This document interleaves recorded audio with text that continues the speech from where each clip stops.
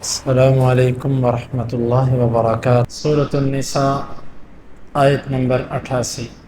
اعوذ باللہ السمیع العلیم من الشیطان الرجیم من ہمزہ ونفخہ ونفثہ فما لکم فی المنافقین فئتین، تمہیں کیا ہے، تم منافقوں کے بارے میں دو گروہ بن چکے ہو۔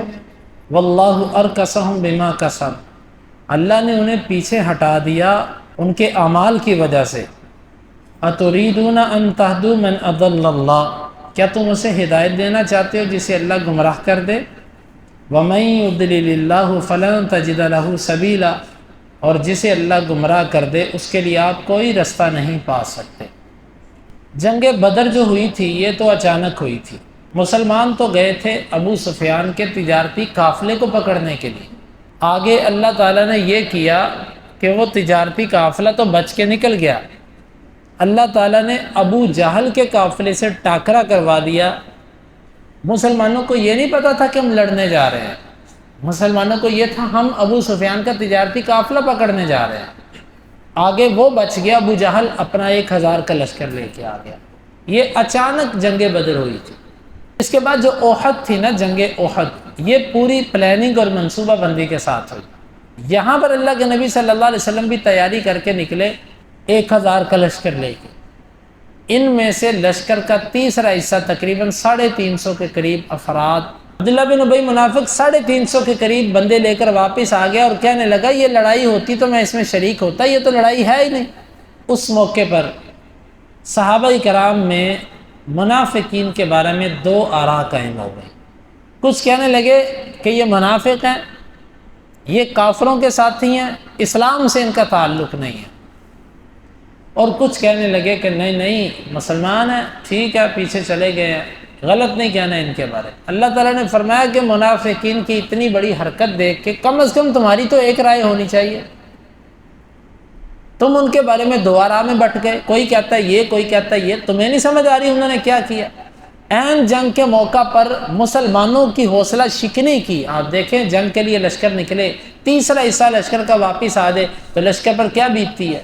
اور یہ لڑائی بھی چیلنج کی لڑائی تھی، یہ تو انتقامی لڑائی تھی، اس کو للکار دیا گیا تھا سال پہلے ہی کہ آئیں گے اگلی دفعہ تم سے بدلہ لینے۔ اللہ تعالیٰ نے فرمایا کہ تمہیں کیا ہے کہ تم منافقوں کے بارے میں 2 آراء اختیار کر چکے ہو، کوئی ان کے دفاع میں کھڑا ہے، تم ایک رائے رکھو ان کے بارے میں۔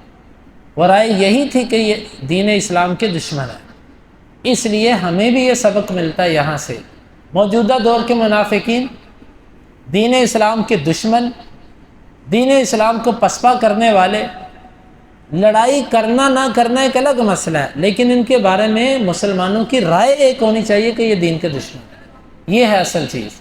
واللہ ارکسہم بما کسبوا، یہ ایک دوسرا مضمون ہے۔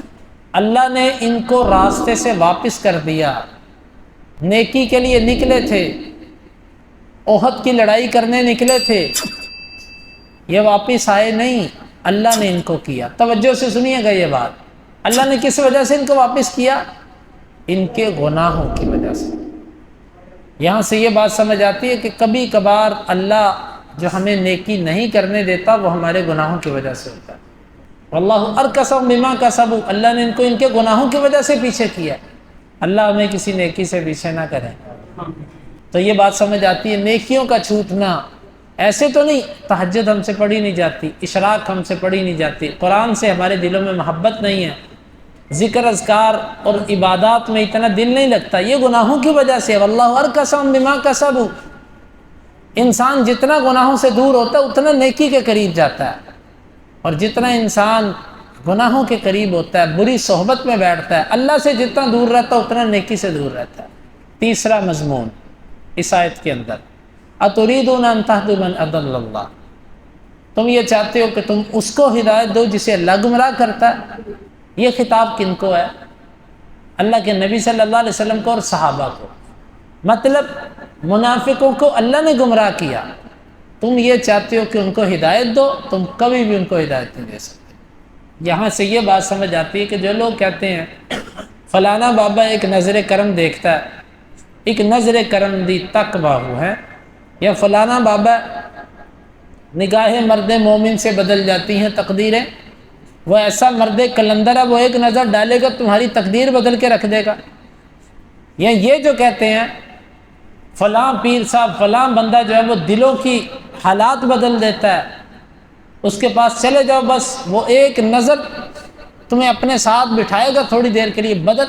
اللہ کہتا ہے تم اسے ہدایت دینا چاہتے ہو جسے اللہ گمراہ کر دے، یعنی جسے اللہ گمراہ کر دے اسے دنیا کا عظیم انسان محمد رسول اللہ صلی اللہ علیہ وسلم بھی ہدایت نہیں دے سکتا۔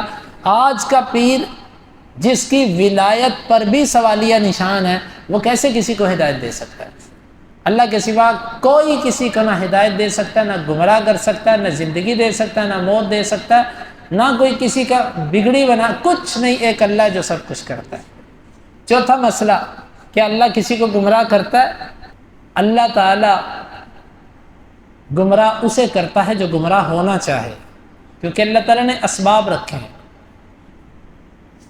فَهَدَيْنَاهُ النَّجْدَيْنِ، ہم نے اس کو دونوں رستے دکھائے، یہ نیکی یہ برائی، جدھر جانا ہے چلو۔ جو بندہ برائی کو چنتا ہے اللہ کہتا ہے ہم اس کے لیے رستہ کھول دیتے ہیں، اور جو بندہ اچھائی کو چنتا ہے اللہ کہتا ہے ہم اس کے لیے رستہ کھول دیتے ہیں۔ تو گویا کہ آپ کی جو خواہش ہوگی اللہ اس کے مطابق آپ کے لیے کرے گا۔ تو جب آپ گمراہ ہونا چاہتے ہیں پھر اللہ آپ کو گمراہ کرے گا، یہ معنی ہے اس کا۔ جسے اللہ گمراہ کر دے، یعنی جو گمراہ ہونا چاہتا ہے اللہ پھر اسے کر دیتا ہے، کیونکہ یہ دنیا، اس میں اللہ جبر نہیں کرتا۔ یہ نہیں ہے کہ ایک بندہ نیکی کرنا چاہے اللہ اس سے زبردستی گناہ کروا دے، ایک بندہ گناہ کرنا چاہے اللہ اس سے زبردستی تہجد پڑھوا دے، نماز پڑھوا دے، نہیں۔ جو کرنا چاہتا ہے اللہ کہتا ہے ہم نے رستے آسان کر دیے، جدھر جانا جاؤ۔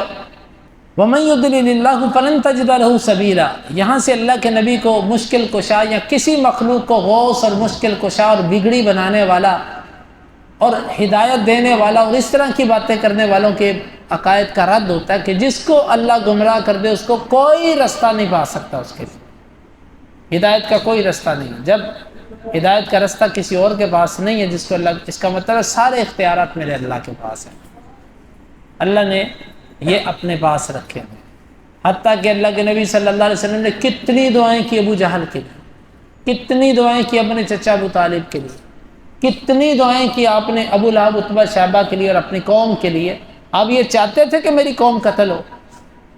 آپ کے پاس اگر آپ قتل کرنا چاہتے ہوتے تو جب آپ کے پاس طائف کے میدان میں انہوں نے پتھر مارے، آپ کو پہاڑوں کا فرشتہ اللہ نے بھیج دیا کہ جائیے میرے نبی صلی اللہ علیہ وسلم سے پوچھئے یہ کیا چاہتے ہیں۔ اس نے کہا اللہ کے رسول یہ 2 پہاڑ ایسے پیس کے رکھ دوں گا بستی کو، اگر آپ ان کو مارنا چاہتے ہوتے تو آپ اسی وقت کیا دیتے، پیس دے یار ان کا سرما بنا دے۔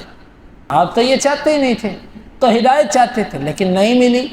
اس کا مطلب ہے کائنات کا، اللہ کی مخلوقات میں سے عظیم انسان اللہ کے بعد جس کا مقام ہے، وہ بھی اگر چاہے تو اس وقت تک نہیں ہو سکتا جب تک میرا اللہ نہ چاہے۔ یہ ہے عقیدہ توحید، اس پہ ڈٹ جائیے، یہی اصل دین ہے۔ ہمارے نبی صلی اللہ علیہ وسلم ساری مخلوقات میں افضل، لیکن اللہ کے عاجز بندے، اللہ کے محتاج بندے۔ آپ فرمایا کرتے تھے ناصیتی بیدک ماض فی حکمک عدل فی قضاؤک، اللہ میری پیشانی تو تیرے ہاتھ میں، میرے اوپر تیرے فیصلے جاری ہوتے ہیں اور تیرا ہر فیصلہ میرے بارے میں حق ہے۔ میں تیرا کمزور بندہ، عاجز بندہ، لیکن آج لوگوں کو دیکھیں، یثرب کے والی، سارے نبی تیرے در کے سوالی، انبیاء کے اوپر تہمت، انبیاء سب کے سب کس کے سوالی تھے؟ اللہ کے۔ یہ کہتے ہیں سارے نبی تیرے در کے سوالی۔ اس لیے میرے بھائیوں جب بھی مانگو ایک اللہ سے مانگو، دل اللہ کے ہاتھ ہے، اللہ جدھر چاہے دلوں کو پھیر دے، اللہ جس کو چاہے ہدایت دے، اللہ جس کو چاہے گمراہ کر دے، بندہ بندے کے لیے کچھ نہیں کر سکتا، ایک اللہ جو سب کچھ کر سکتا ہے۔